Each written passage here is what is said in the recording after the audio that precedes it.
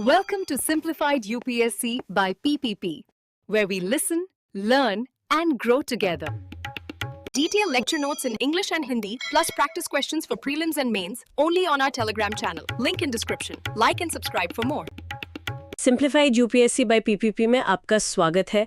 आज हम भारतीय राज्य व्यवस्था के एक बहुत ही महत्वपूर्ण संवैधानिक पद पर बात करेंगे, controller and auditor general of India यानी कि सीएजी। जी हाँ, सीएजी। एम लक्ष्मीकांत का चैप्टर 52 है ये, और यूपीएससी के लिहाज से तो मतलब बहुत ही जरूरी है। बिल्कुल। इन्हें अक्सर guardian of the public purse कहते हैं, लोक वित्त का संरक्षक। पर ये सिर्फ एक टाइटल नहीं है, ये असल में हमारे लोकतंत्र में फाइनेंशियल अकाउंटेबिलिटी का आप कह सकते हैं एक आधार स्तंभ है। सही बात है। तो सवाल ये उठता है कि आखिर ये संस्था इतनी अहम क्यों है, संविधान इसे इतनी ताकत कैसे देता है। चलिए इसी को समझते हैं आज। हाँ, और यहीं पे संविधान का रोल आता है। एक बहुत इंपॉर्टेंट प्रीलिम्स फैक्ट है ये, संविधान का आर्टिकल 148। आर्टिकल 148, हाँ। ये सीएजी के एक स्वतंत्र पद का प्रावधान करता है, और ये समझना जरूरी है कि ये सिर्फ कोई ऑडिटर नहीं है, बल्कि पूरे Indian audit and accounts department के हेड हैं। अच्छा, पूरे डिपार्टमेंट के हेड? जी, वो विभाग जो केंद्र और राज्य दोनों ही स्तरों पर सारे सरकारी खर्चों पर नजर रखता है। और इनकी नियुक्ति, अपॉइंटमेंट प्रोसेस वो भी काफी खास है ना? हाँ बिल्कुल। राष्ट्रपति ने नियुक्त करते हैं अपने हस्ताक्षर और मोहर वाले अधिपत्र से, warrant under his hand and seal. ये प्रोसेस अपने आप में दिखाता है कि पद कितना महत्वपूर्ण है और कार्यपालिका के रोजमर्रा के नियंत्रण से बाहर रखा गया है इसे। सही कहा। और नियुक्ति के बाद शपथ भी होती है। जी, शपथ या ओथ का भी प्रावधान है। सीएजी राष्ट्रपति या उनके द्वारा अपॉइंट किए गए किसी व्यक्ति के सामने शपथ लेते हैं। और ये शपथ कहाँ दी गई है? ये संविधान की 3rd शेड्यूल, तीसरी अनुसूची, उसमें इसका फॉर्मेट दिया गया है। इसमें वो संविधान के प्रति निष्ठा, भारत की संप्रभुता, अखंडता बनाए रखने की कसम खाते हैं। अच्छा। और सबसे जरूरी कि बिना किसी डर या पक्षपात के, मतलब फियर और फेवर, अफेक्शन और इल विल के बिना अपने पद के कर्तव्यों का पालन करेंगे। ये फियर और फेवर के बिना वाली बात, ये बहुत मायने रखती है ना? बिल्कुल। ये सिर्फ शब्द नहीं है, ये असल में सीएजी की इम्पार्शियलिटी की गारंटी है। सोचिए, अगर सीएजी को सरकार बदलने का डर सताए या किसी मंत्री से तरफदारी की उम्मीद हो, तो क्या वो सही ऑडिट कर पाएंगे? नहीं, मुश्किल है। बिल्कुल। तो ये शपथ उनके काम का एक नैतिक आधार बन जाती है। और फिर आता है कार्यकाल, टर्म। सीएजी का कार्यकाल होता है 6 साल या 65 वर्ष की उम्र तक, इनमें से जो भी पहले हो जाए। 6 साल या 65 साल, ठीक है। हाँ, और अगर वो चाहें तो इससे पहले भी राष्ट्रपति को अपना इस्तीफा, रेजिग्नेशन देकर पद छोड़ सकते हैं। कार्यकाल की ये जो सिक्योरिटी है, ये सीधे सीधे सीएजी की स्वतंत्रता से जुड़ती है। जी। और यहीं से यूपीएससी मेंस के लिए एक बहुत महत्वपूर्ण सवाल बनता है। सीएजी की स्वतंत्रता सिर्फ एक संवैधानिक प्रावधान नहीं, बल्कि संसदीय लोकतंत्र में फाइनेंशियल अकाउंटेबिलिटी की नींव है। इसका परीक्षण करें। संविधान ने ये आजादी कैसे सुनिश्चित की है और ये इतनी जरूरी क्यों है? हाँ, ये एनालिसिस मेंस के लिए बहुत क्रूशियल है। देखिए, संविधान ने सीएजी की इंडिपेंडेंस को कई तरीकों से पक्का किया है। पहला और सबसे जरूरी है कार्यकाल की सुरक्षा, सिक्योरिटी ऑफ टेन्योर। और ये एक बहुत इंपॉर्टेंट प्रीलिम्स फैक्ट है। आर्टिकल 148(1) कहता है कि सीएजी को हटाने का तरीका बिल्कुल वैसा ही है जैसा सुप्रीम कोर्ट के जज को हटाने का है। अच्छा, सुप्रीम कोर्ट जज की तरह? जी, मतलब सिर्फ साबित कदाचार, प्रूव्ड मिसबिहेवियर या अक्षमता, इनकैपेसिटी के आधार पर हटाया जा सकता है, और वो भी तब जब संसद के दोनों सदन स्पेशल मेजॉरिटी से प्रस्ताव पास करें। स्पेशल मेजॉरिटी मतलब सदन की कुल सदस्यता का बहुमत और उपस्थित और मतदान करने वाले सदस्यों का 2/3 बहुमत। इसके बाद ही राष्ट्रपति उन्हें हटा सकते हैं। यानी ये आसान नहीं है? बिल्कुल नहीं है। इसका सीधा मतलब है कि वो राष्ट्रपति के प्रसाद पर्यंत, यानी प्लेजर ऑफ द प्रेसिडेंट पर निर्भर नहीं है। ये प्रक्रिया इतनी मुश्किल क्यों रखी गई है? शायद इसीलिए ताकि सीएजी बिना किसी राजनीतिक दबाव के या हटाए जाने के डर के अपना काम कर सके। बिल्कुल सही। अगर सरकार उन्हें आसानी से हटा पाती तो शायद वो कभी सरकार के खर्चों पर कड़े सवाल नहीं उठा पाते। ये प्रावधान उन्हें पॉलिटिकल इंटरफेरेंस से बचाता है। दूसरा बड़ा सेफगार्ड है पुनर्नियुक्ति पर रोक, not eligible for further office. Article 148(4).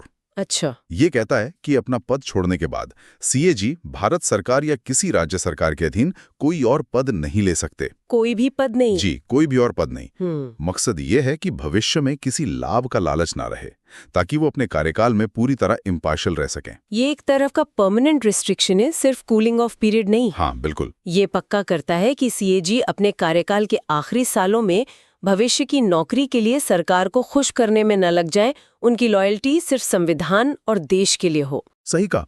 तीसरा, उनकी सैलरी और सर्विस कंडीशंस। ये संसद तय करती है और ये सुप्रीम कोर्ट के जज के बराबर होती हैं। अच्छा। और सबसे खास बात, आर्टिकल 148(3) के हिसाब से नियुक्ति के बाद इनमें कोई ऐसा बदलाव नहीं किया जा सकता जो उनके लिए नुकसानदायक हो। Disadvantages change. मतलब सरकार उनकी सैलरी या सुविधाएं कम करके उन पर दबाव नहीं बना सकती। एग्जैक्टली। उनकी फाइनेंशियल सिक्योरिटी बनी रहती है, जो इंडिपेंडेंस के लिए जरूरी है। समझ गई। चौथा पॉइंट है एडमिनिस्ट्रेटिव एक्सपेंसेस। आर्टिकल 148(6) के तहत सीएजी ऑफिस के जितने भी प्रशासनिक खर्चे हैं, इसमें ऑफिसर्स, स्टाफ की सैलरी, भत्ते, पेंशन सब शामिल हैं, वो भारत की संचित निधि पर भारित होते हैं। Charged expenditure. इसका मतलब क्या है? चार्ज होने का मतलब है कि इन खर्चों पर संसद में वोटिंग नहीं होती। ओह अच्छा, यानी संसद वोट करके सीएजी ऑफिस का बजट कम नहीं कर सकती। हाँ, ये उन्हें फाइनेंशियल ऑटोनॉमी देता है, ताकि वो अपना काम करने के लिए सरकार पर निर्भर ना रहें। सोचें, अगर उनका बजट हर साल सरकार की मर्जी पर टिका होता तो क्या वो स्वतंत्र रह पाते? बिल्कुल नहीं रह पाते। ये तो बहुत अहम प्रावधान है। और एक आखिरी बात, कोई भी मंत्री संसद में सीएजी का प्रतिनिधित्व नहीं कर सकता, ना ही सीएजी के किए किसी काम की जिम्मेदारी ले सकता है। सीएजी सीधे संसद को जवाबदेह हैं, कार्यपालिका को नहीं।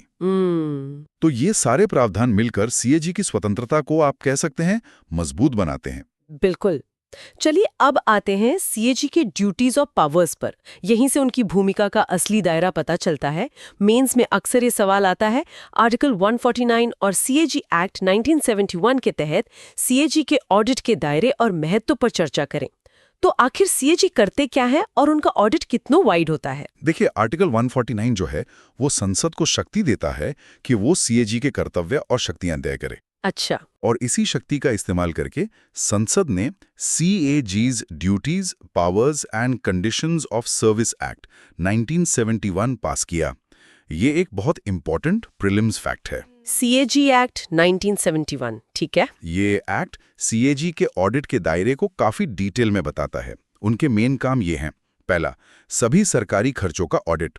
भारत सरकार, सभी राज्य सरकारें और वो यूनियन टेरिटरीज जिनकी अपनी विधानसभा है, उनकी कंसोलिडेटेड फंड, कंटिंजेंसी फंड और पब्लिक अकाउंट से जितने भी खर्चे होते हैं सबका ऑडिट करना। यानी केंद्र, राज्य, यूटी सबके खर्चे। जी, जिनके पास विधानसभा है।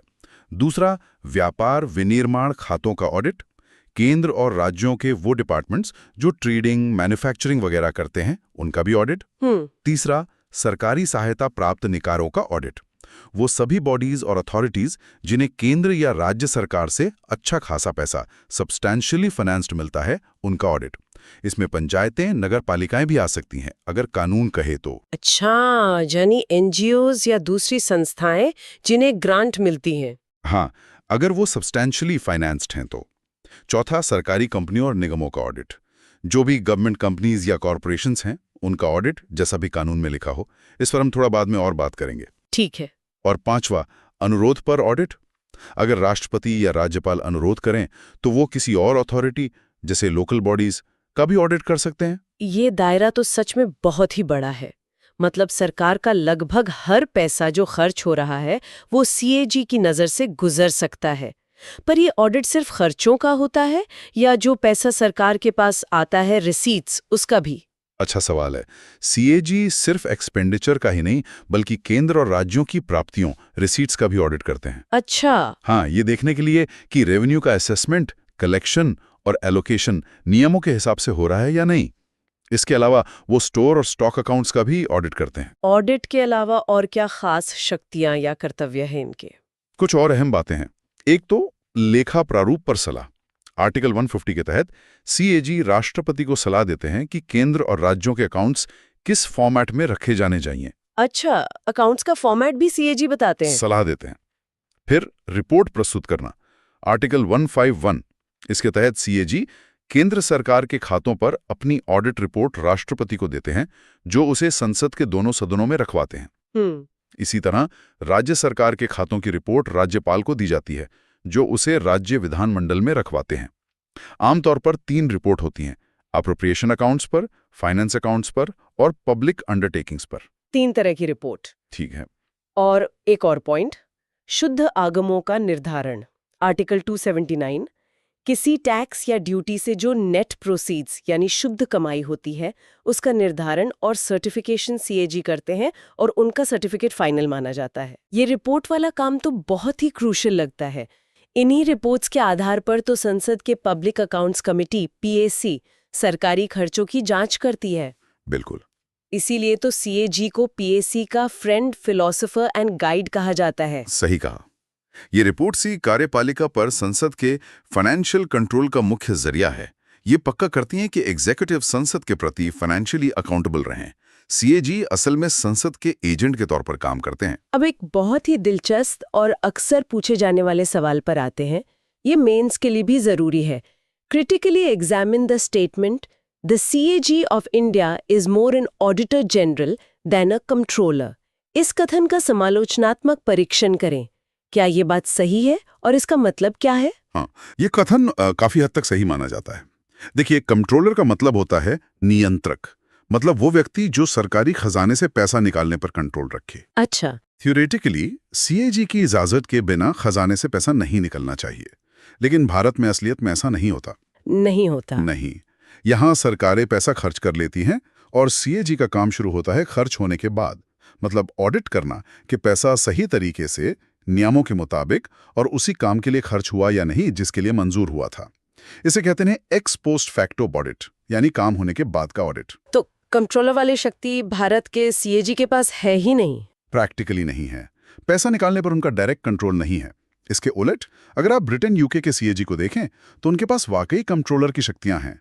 वहां एग्जीक्यूटिव बिना सीएजी की मंजूरी के पैसा नहीं निकाल सकती। ओह अच्छा। इसीलिए कहा जाता है कि भारत का सीएजी मुख्य रूप से ऑडिटर जनरल है, कंट्रोलर नाम का रह गया है। लेकिन क्या ऑडिट की भूमिका कम महत्वपूर्ण हो जाती है इससे, भले ही वो खर्च के बाद हो? नहीं, बिल्कुल नहीं। ऑडिट का रोल बहुत ज्यादा महत्वपूर्ण है। भले ही सीएजी पैसा निकालने से रोक नहीं सकते, पर वो खर्च में हुई गड़बड़ियों को, फिजूल खर्ची को या नियमों के उल्लंघन को सामने लाते हैं। हाँ। उनकी ऑडिट रिपोर्टें, जैसा हमने पहले कहा, पीएससी के पास जाती हैं। पीएससी फिर मंत्रालयों से सवाल जवाब करती है। इससे भविष्य के लिए एक डिटरेंट इफेक्ट पड़ता है और सिस्टम में सुधार होता है। और सीएजी सिर्फ फाइनेंशियल ऑडिट या कंप्लायंस ऑडिट ही नहीं करते, बल्कि परफॉर्मेंस ऑडिट भी करते हैं, जिसे प्रॉपर्टी ऑडिट या एफिशिएंसी कम परफॉर्मेंस ऑडिट भी कहते हैं। परफॉर्मेंस ऑडिट ये क्या होता है? इसमें यह देखा जाता है कि पैसा समझदारी, ईमानदारी और किफायत से खर्च हुआ या नहीं। मतलब क्या खर्च जरूरी था, क्या उससे वैल्यू मिली। अच्छा, तो ये सिर्फ नियमों की जांच नहीं, बल्कि खर्च की गुणवत्ता की भी जांच है। बिल्कुल। तो भले ही वो कंट्रोलर ना हो, ऑडिटर जनरल के रूप में उनका रोल लोकतंत्र में ट्रांसपेरेंसी और अकाउंटेबिलिटी के लिए बहुत जरूरी है। सही बात है। अब बात करते हैं पब्लिक सेक्टर अंडरटेकिंग्स, पीएसयूज की।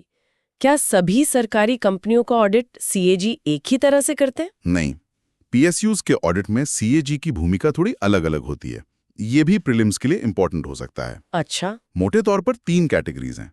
पहली कुछ स्टैट्यूटरी कॉर्पोरेशंस हैं, जैसे दामोदर घाटी निगम, ओएनजीसी, एयर इंडिया।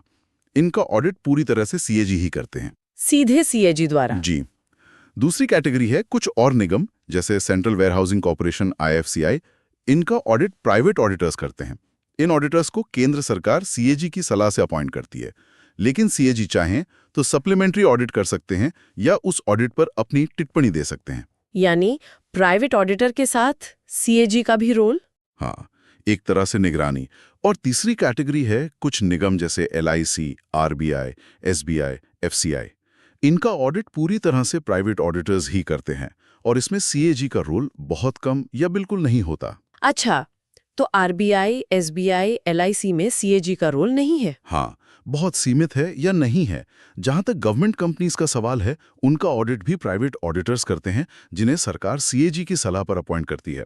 और सीएजी यहां भी सप्लीमेंट्री ऑडिट कर सकते हैं। यानी पीएसयू के टाइप और उसके कानून के हिसाब से सीएजी का रोल बदलता है। जी बिल्कुल। ठीक है। अब हमें आलोचनाओं, क्रिटिसिज्म्स पर भी बात करनी चाहिए। कोई भी संस्था एकदम परफेक्ट तो नहीं होती। मेंस में ये सवाल भी आ सकता है, सीएजी के पद और उसकी कार्यप्रणाली की प्रमुख आलोचनाओं का मूल्यांकन करें। क्या है मुख्य आलोचनाएं? हाँ, आलोचनाएं हुई हैं। एक बड़े आलोचक थे पॉल एच एप्पलबी। 1950s में उनकी रिपोर्ट्स आई थी जिनमें सीएजी की काफी तीखी आलोचना थी। अच्छा, क्या कहा था उन्होंने? उनकी मुख्य बातें थीं। पहला, ये औपनिवेशिक विरासत है, मतलब ब्रिटिश राज की देन है और आजाद भारत में इसकी उतनी जरूरत नहीं। दूसरा, प्रक्रिया पर जरूरत से ज्यादा ध्यान। एप्पलबी का मानना था कि सीएजी ऑडिट छोटी छोटी प्रोसीजरल गलतियों पर, मतलब निट पिकिंग पर ज्यादा फोकस करता है और बड़े पॉलिसी इश्यूज को नजरअंदाज कर देता है। छोटी गलतियां पकड़ना। हाँ। तीसरा, नकारात्मक भूमिका। उन्होंने कहा कि सीएजी का काम सिर्फ गलतियां ढूंढना है। इससे प्रशासन में डर और हिचक पैदा होती है और अधिकारी रिस्क लेने से कतराते हैं। ये एडमिनिस्ट्रेशन को रोकता है, हैम्पर करता है। यानी इनोवेशन रुकता है। कुछ ऐसा ही उनका मानना था। चौथा, पश्चातथ्यात्मक, एक्स पोस्ट फैक्टो। वही बात की ऑडिट खर्च होने के बाद होता है, तो ये पोस्टमार्टम जैसा है। और पांचवा, संसद की सीमित समझ। उनका यह भी कहना था कि संसद के सदस्य सीएजी रिपोर्ट्स के टेक्निकल एस्पेक्ट्स को पूरी तरह समझ नहीं पाते, जिससे उनका असर कम हो जाता है। ये आलोचनाएं तो काफी गंभीर हैं, खासकर प्रशासन को रोकने वाली बात। क्या आज भी इनमें कुछ सच्चाई है? कुछ हद तक शायद। देखिए, सेकंड एआरसी यानी द्वितीय प्रशासनिक सुधार आयोग, उसने भी अपनी रिपोर्ट में कुछ चिंताएं जताई थीं, जैसे कि ऑडिट पैरा पर मंत्रालयों द्वारा समय पर एक्शन नहीं लिया जाता, रिपोर्टिंग में देरी होती है। अच्छा। ये भी कहा गया कि सीएजी कई बार पॉलिसी डिसीजंस पर ही सवाल उठा देते हैं, जबकि उनका काम पॉलिसी के इम्प्लीमेंटेशन और खर्च का ऑडिट करना है, न कि पॉलिसी की विजडम पर फैसला देना। ये एक बारीक लाइन है। बिल्कुल। तो इन आलोचनाओं और आज की बदलती जरूरतों को देखते हुए, जैसे पीपीपी मॉडल आ रहे हैं, बड़ी बड़ी टेक्नोलॉजी परियोजनाएं हैं, आउटकम बेस्ड बजटिंग की बात हो रही है, सीएजी के रोल को और प्रभावी और रेलेवेंट कैसे बनाया जा सकता है? What is the way forward? हाँ, सुधारों की बात तो होती रहती है। जैसे एक सुझाव आता है कि सीएजी को वाकई कंट्रोलर की कुछ शक्तियां दी जाएं, कम से कम बड़े प्रोजेक्ट्स के लिए। अच्छा। हाँ, ऑडिट की दायरे को और एक्सपैंड करके उसमें आउटकम ऑडिट को मजबूत किया जाए। यानी ये देखना कि पैसा खर्च करने से जो नतीजा सोचा गया था वो मिला या नहीं। रिजल्ट्स पर फोकस। जी, टेक्नोलॉजी का बेहतर इस्तेमाल जैसे डेटा एनालिटिक्स, इससे ऑडिट और इफेक्टिव हो सकता है। और साथ ही ऑडिट रिपोर्ट्स पर टाइम बाउंड एक्शन हो, इसके लिए पीएसी और सरकार के बीच कोऑर्डिनेशन बेहतर करने की जरूरत है। बिल्कुल। सीएजी को सिर्फ गलतियां निकालने वाली एजेंसी के बजाय गवर्नेंस सुधार में एक पॉजिटिव पार्टनर के तौर पर देखने की जरूरत है शायद। हाँ, एक कंस्ट्रक्टिव भूमिका। चलिए, अब इस पूरी चर्चा के जो मेन टेकअवेज हैं, उन्हें जल्दी से रिकैप कर लेते हैं, पहले प्रीलिम्स के नजरिए से। जरूर। Prelims recap. सबसे पहले प्रमुख आर्टिकल्स। 148 सीएजी का पद, नियुक्ति, हटाना, स्वतंत्रता। 149 कर्तव्य, शक्तियां। 150 अकाउंट्स का फॉर्मेट। 151 रिपोर्ट्स देना और 279 नेट प्रोसीड्स का सर्टिफिकेशन। और थर्ड शेड्यूल शपथ। आर्टिकल्स 148, 149, 150, 151, 279। ठीक है। कार्यकाल 6 साल या 65 साल की उम्र, जो भी पहले हो। 665। नियुक्ति राष्ट्रपति द्वारा, warrant under his hand and seal. हाँ। निष्कासन सुप्रीम कोर्ट जज की तरह, संसद से स्पेशल मेजॉरिटी प्लस राष्ट्रपति। ठीक। स्वतंत्रता के आधार, सिक्योरिटी ऑफ टेन्योर, आगे नियुक्ति पर रोक, सैलरी एससी जज के बराबर जिसमें नुकसान वाला बदलाव नहीं हो सकता, खर्चे कंसोलिडेटेड फंड पर चार्ज्ड, वोटिंग नहीं, और कोई मंत्री संसद में रिप्रेजेंट नहीं कर सकता। ये सारे पॉइंट्स इंडिपेंडेंस के लिए जरूरी हैं। जी।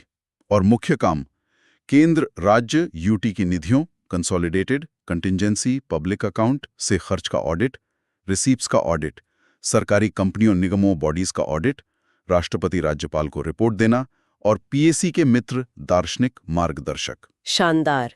ये हो गए प्रीलिम्स के की फैक्ट्स। और अब मेंस के पर्सपेक्टिव से क्या मुख्य बातें ध्यान में रखनी चाहिए? बुनियाद है, ये एग्जीक्यूटिव पर इफेक्टिव कंट्रोल पक्का करती है। दूसरा, ऑडिट का दायरा बहुत वाइड है। Expenditure, receipts, stores, PSUs, bodies, इसमें फाइनेंशियल, कंप्लायंस और परफॉर्मेंस या प्रोप्राइटी ऑडिट शामिल हैं। दायरा व्यापक है। तीसरा, controller versus auditor general. Bharat में सीएजी मुख्य रूप से ऑडिटर जनरल हैं। कंट्रोलर का रोल लिमिटेड है, पैसा निकालने पर कंट्रोल नहीं, यूके से अलग। ये डिबेट महत्वपूर्ण है। चौथा, अकाउंटेबिलिटी मैकेनिज्म। सीएजी संसद के एजेंट हैं। पीएससी के जरिए एग्जीक्यूटिव की फाइनेंशियल अकाउंटेबिलिटी पक्का करने में सेंट्रल रोल निभाते हैं, आर्टिकल 151। पीएससी वाला लिंक जरूरी है। और पांचवा, आलोचनाएं और सुधार। Procedural focus, x post facto nature. प्रशासन में डर, एप्पलबी की आलोचना, पॉलिसी इंटरफेरेंस के आरोप, रिपोर्ट्स पर धीमी कार्रवाई। आरसी, सुधारों की जरूरत है। आउटकम ऑडिट, टेक्नोलॉजी, कंट्रोलर की भूमिका पर पुनर्विचार। बहुत बढ़िया, ये मेंस के लिए अच्छे एनालिटिकल पॉइंट्स हैं। जी, तो ये थी हमारी भारत के नियंत्रक और महालेखा परीक्षक यानी सीएजी पर एक विस्तृत चर्चा। ये पद बिना शक भारतीय लोकतंत्र के वित्तीय प्रहरी के रूप में एक बहुत महत्वपूर्ण भूमिका निभाता है। हालांकि इसकी शक्तियों, इसकी इफेक्टिवनेस और भविष्य की दिशा पर बहस हमेशा चलती रहेगी। बिल्कुल। और जाते जाते हमारे श्रोताओं के लिए एक सवाल छोड़ जाते हैं। जैसे जैसे गवर्नेंस और कॉम्प्लेक्स होता जा रहा है, जिसमें प्राइवेट सेक्टर की भागीदारी, पीपीपी मॉडल बढ़ रही है, डिजिटल गवर्नेंस का जोर है, तो क्या लगता है कि सीएजी के जो ट्रेडिशनल ऑडिट के तरीके हैं वो इन नई चुनौतियों से निपटने के लिए काफ़ी हैं, या सीएजी को अपनी भूमिका और अपने तरीकों में कुछ फंडामेंटल बदलाव लाने की ज़रूरत है ताकि पब्लिक मनी का इफेक्टिव ऑडिट आगे भी सुनिश्चित हो सके? इस पर ज़रूर सोचिएगा। अपनी तैयारी जारी रखें और ऐसे ही और विश्लेषणों के लिए simplified UPSC by PPP channel को देखते रहें। धन्यवाद। धन्यवाद। Thanks for watching. Follow us on Telegram and Instagram. Don't forget to like, share, and subscribe.